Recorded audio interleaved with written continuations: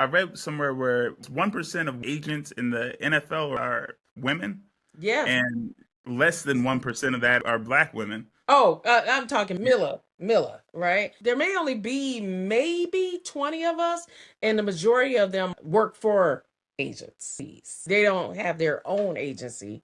They work for other people. How do you overcome as far as the emotions going into something like that? I can imagine that it could be intimidating for some going in. You're the only one that looks like you.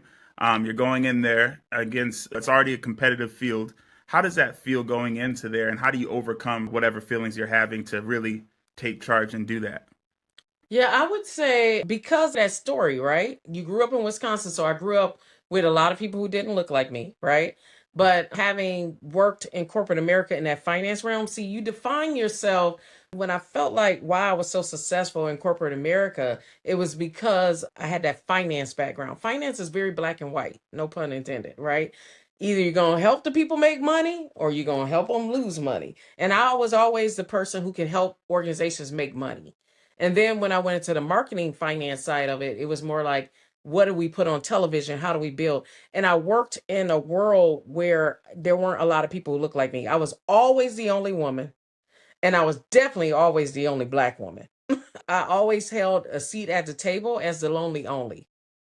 And so that's been the gist of it. And that helped me tremendously when I went into this industry because there was very little to no intimidation because I was used to working with people who did not look like me. And I will say with the NFL, what has been so unique with the GMs and the player personnel, front offices that have accepted me, they almost invite me in because I am different.